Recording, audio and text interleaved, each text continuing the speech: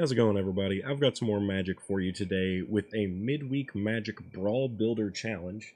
So the gimmick of this midweek Magic is to build a 100-card Brawl deck using any of the new Final Fantasy MTG legendaries as a commander. So I said this is going to be a week of Sephiroth decks, and I'm continuing that trend with a Sephiroth Brawl deck. I'm not going to go over a deck breakdown for this deck because it's a 100-card singleton. Just know that it prioritizes and emphasizes things that get me value from sacrificing my creatures, having a lot of smaller creatures that I can either recur or play out and get some kind of value when I sacrifice them, as well as things such as like effects where if I have a creature that gets killed, my opponent has to sacrifice a creature, different things like that. So I'm going to go ahead and get into games. I'm going to play 3 for 3 wins. As you can see here, I've already finished the event, but that's what you would be going for in the event, is 3 wins. So that's what I aim to record. I hope you guys enjoy this. This turned out to be a very fun deck. In my 3 wins that I got here, the most fun one was when I went into a mirror match against another Sephiroth deck, and it was absolute chaos, and I loved it. But let's see if we can get some fun games like that for the recording. Alright, looks like we're going up against a Gladiolus deck. That's a surprise to see. I haven't seen that one yet. We've got an interesting opening here for sure, too, and we get to go first, which is nice. We can start with our Gas Guzzler and go into our Jadar. Do gotta hope for a land, but I think we'll get one eventually, hopefully.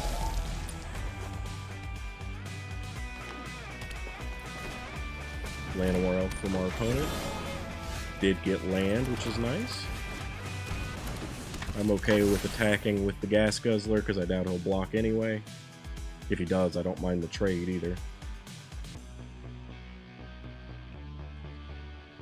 He's really considering it. Oh. Nice. Well, we did effectively stop their ramp, which is something I'm totally fine with as well. And if he decides to answer Jadar now, though I don't know how he would, could be a burn spell or something now that he's played a mountain, we would have the potential of losing something, but I think we're okay here. Let's go ahead and play Sanctuary, get Sephiroth going, sacrificing these zombies. Nice, we're looking good on land.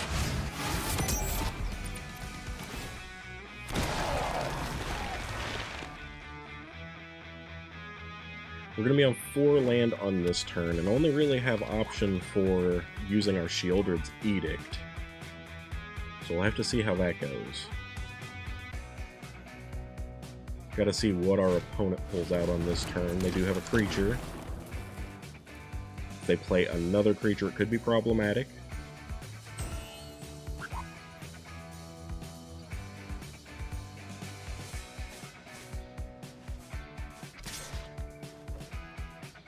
I'm gonna go ahead and let that through. Okay. Bitter Blossom is such a nice card here, and I'm totally happy to go ahead and get it going. So, Bitter Blossom there. Let's go ahead and attack with Sephiroth. Get our card draw and life for the turn. Okay, so we got an early win. Kind of a quick game 1, but it was going very nicely. We were getting pretty much infinite tokens from Jadar unless the opponent answered it in some way. We were going to be getting Bitter Blossom tokens at the beginning of your upkeep. You may lose 1 life and create, or you lose 1 life and create a 1/1 Black Fairy Rogue creature token with flying. These are going to be able to get in an attack, but also, despite the fact that they're going to lose us 1 life, we can always sacrifice them for our attacks with Sephiroth. And that means that we can gain back that 1 life every single time if we want to. Anyway, really nice. We were going to be able to get a creature out of the way, so I wasn't worried about a pump spell or anything from our opponent. I knew there was the potential of that for potentially killing Sephiroth, but I thought we were going to be okay with that because I could use the Edict to get rid of a physical creature, which would cause them to lose life, me to gain life, and then even if I lose Sephiroth, it was still okay. Anyway, we'll go ahead and see if we can't get a good game too.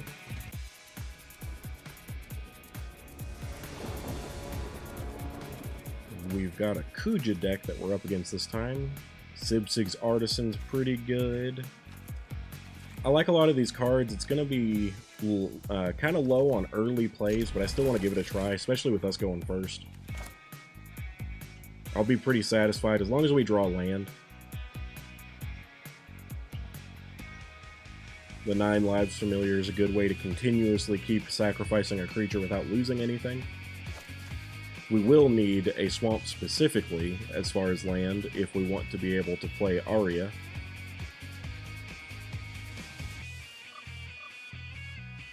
This one's really nice. Aside from things dying, it also, anytime a black creature that we control enters, the opponent loses 1 life and we gain 1 life. That paired with Sephiroth means that anytime anything enters or dies, well, that ability will trigger, which is really, really nice. Did get the swamp. Let's go ahead and get this Zibsig down. Not a bad at all creature to lose under any circumstances, because if it dies, that's not really a big deal.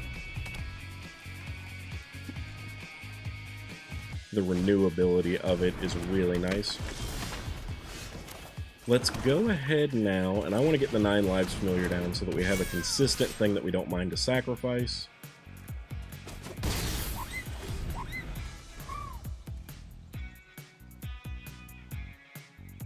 Got lots of great cards here, honestly.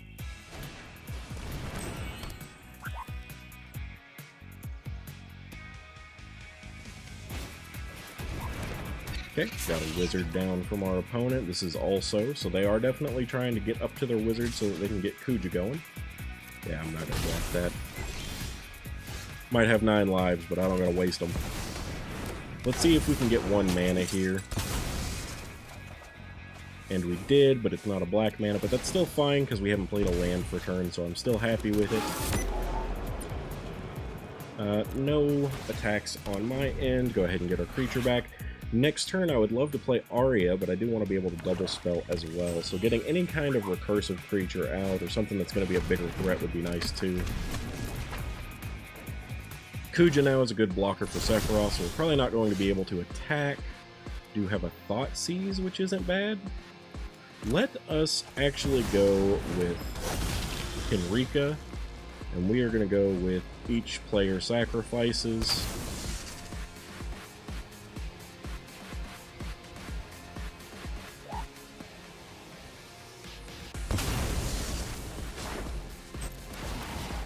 A couple of creatures die, so we do get the triggers from Sephiroth.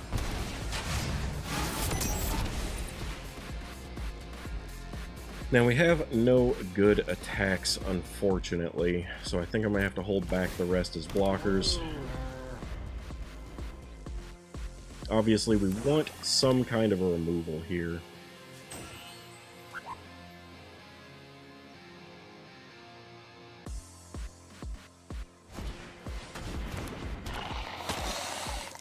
Vrand's actually pretty good against me, because a lot of things are going to be dying.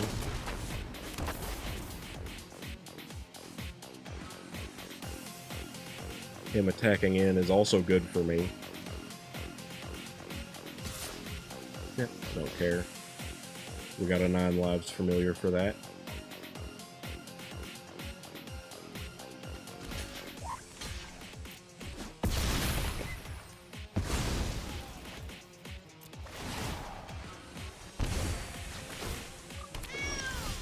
Which is back out to party, so that's good.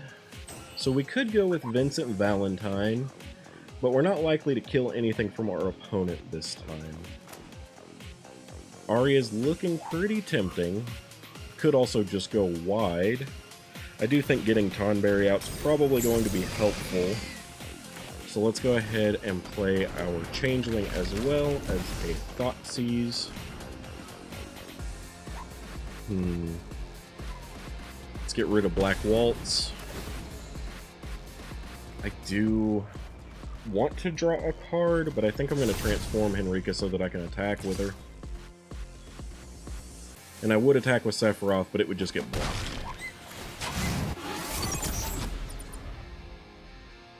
Gotta wait on our Tonberry to flip, unfortunately.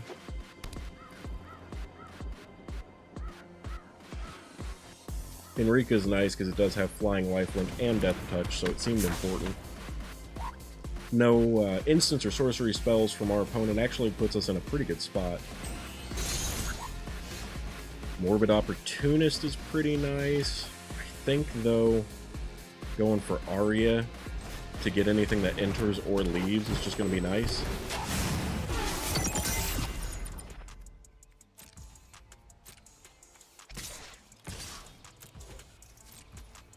The Changeling can't block or be blocked, so that's why I went ahead with it.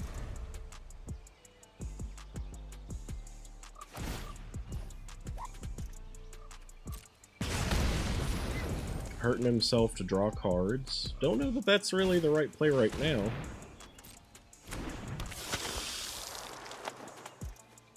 I do have a pretty nice buffer of life, too, if we had to worry about our opponent. You know, being able to ping us out with its wizards, so we're okay in that front.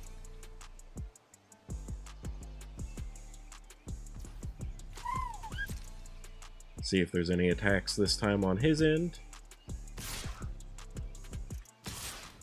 Okay, definitely looks like there is. Gonna go ahead then and go here and here. Leave the other one because I don't mind to take 2 damage.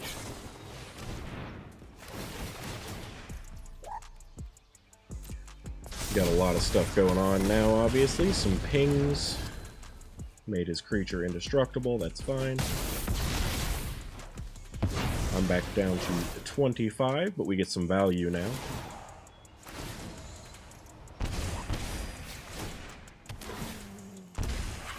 Yeah, the opponent's kind of done here. We have land now. What does this do? Put 3 1/1 counters on target creature? That's fine. We'll go ahead and do that for Sephiroth then, just to grow him outside of range of danger. Attack in with Sephiroth and Henrika and win.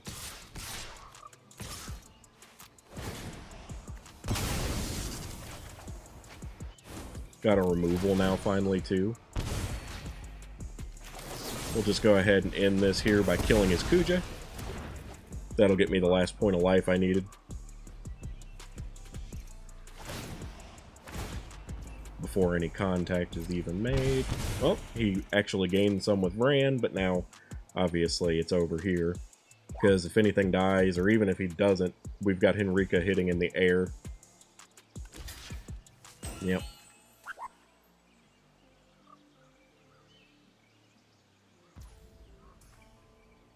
What does this do? Sacrifice another black creature to draw a card? That's fine. We'll just go ahead and end our suffering here. So, very fun second game. We got to do much more on this one than we did in the previous. Good showcase here. Tonberry does only have Death Touch on your turn, which is kind of sad. But it has First Strike Death Touch, so it's very deadly. I thought it would be fun to include in here, because I haven't had a chance to play it in any other decks, which is neat, or which has been unfortunate, because I really do like it. Aria's First of Locthwain. Very, very good card in this deck. Makes all of your creatures that come back or anything like that deal damage. Sephiroth, really nice, obviously dealing damage, plus we had that renew ability, so very nice there.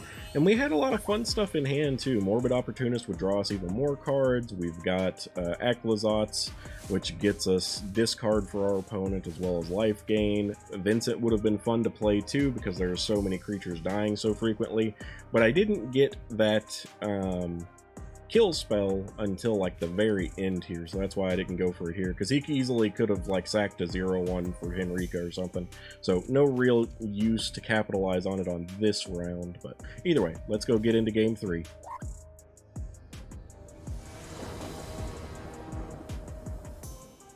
Up against a VV deck here. This one's probably going to be a pain in the butt, but let's go ahead and start with Tiny Bones here, I think. Death Touch creature should be just annoying enough, I think. We also do have Fatal Push.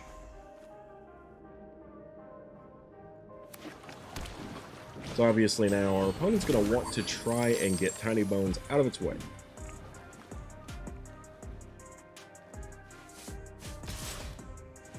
I'm totally fine with blocking a Ragavan. We are going to go ahead now, play Swamp, and go with Blood Gas, because that's a great sacrifice option. We do have the third land. And a fourth land, so we won't have to worry too much about getting it back. This will be entering tapped, unfortunately, but it gives us a good way to capitalize on creatures in our graveyard.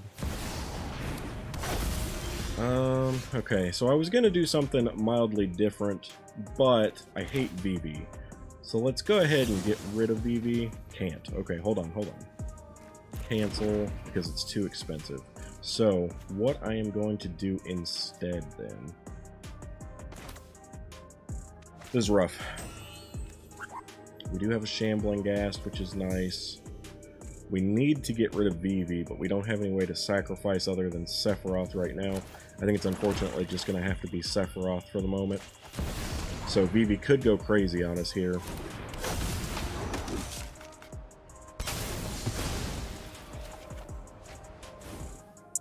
Soren's a pretty nice card to get here too.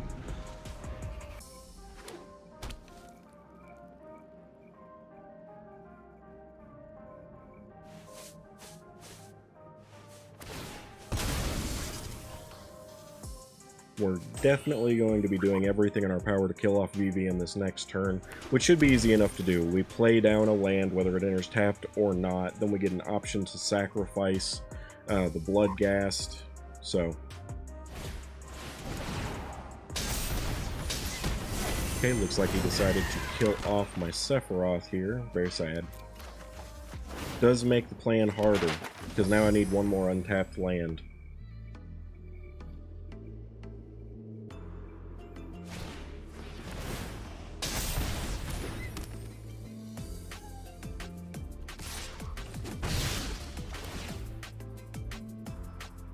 Really do need to kill off that VV, though. It's going to be a pain in the butt. My Fatal Push can do it, but something has to go into the graveyard. Okay, this will be a black land this turn. So we'll go here. Take action. Let's go ahead and just tap this for black now so that I don't have to mess with it not being what I want later. We'll go here. Next. In turn. Sacrifice this. Something of mine has now hit the graveyard, so we can Fatal Push VV.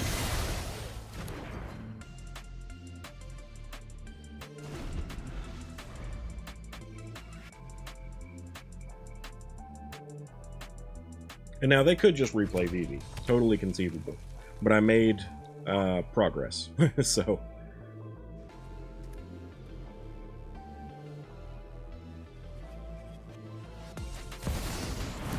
Time Warp on the opponent. They wanted to draw another card. So they get an extra turn here, but they can't just do it perpetually.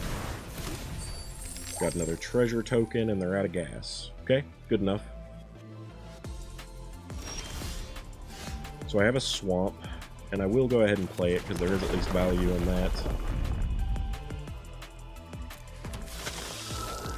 We could go Sephiroth, but then we don't really have any other plays. I'm going to go Shambling Ghast here. And then I think also a Planeswalker helps.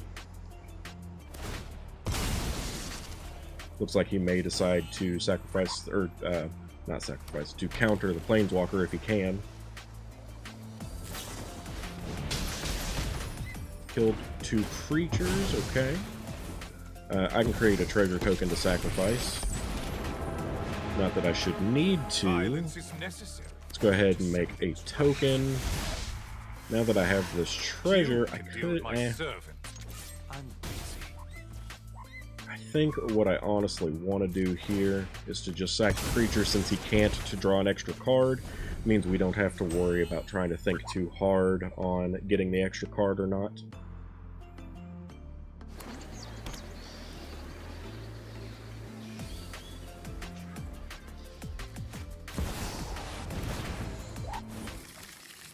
Storm card with no storm function kind of sucks. Seems like we've kind of effectively run them out of gas, which is lovely.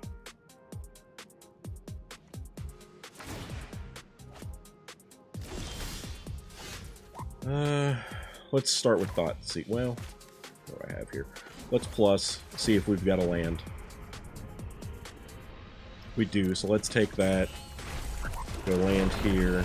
Dire times call for dire Get tactics. that. Now let's Thoughtseize. This lets us get rid of counter spells. Seize the Spoils is a great card to get rid of. Let's go ahead and play Sephiroth. Sacrificing here.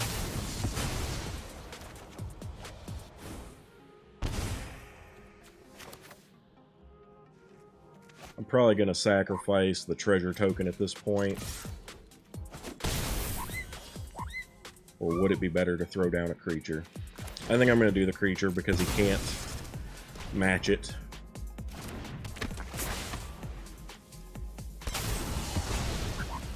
I don't want him to prevent my card draw. Because he could get rid of a map token if I just did it with the treasure. Now his problem is, one, he's very low on fuel for his cards, but aside from that, if he gets VV down, he doesn't really get to do anything other than lose it, which is exactly what we want. Okay. Easy game 3 win there. These matches were not difficult. Sephiroth is a fantastic commander. I didn't get to get any of the absolutely crazy ones like I did in that mirror match that I played prior to the recording, but this was still pretty fun. I mean, we were going to get down the Outcast here, have removal, potentially could even go Vein Ripper. We were going to get back the Blood Gas just from me having a swamp, could create another creature. So what I would probably do here, let's see, for this turn, 5, 6, 7. Yeah, I'd probably not even worry about this. I'd go Swamp, get down Vein Ripper, that would bring back Blood Gas, create a vampire token here, attack in with both of these plus Blood Gas, sacrifice the vampire token. Then at my end step, I would get the sacrifice trigger from Braids, where I would sacrifice the Blood Gas. So, well more than enough to kill him, significantly in fact, because that is quite a bit of functionality there. But anyway, very fun 3 games. Sephiroth's a fantastic commander, as well as just a good card in general.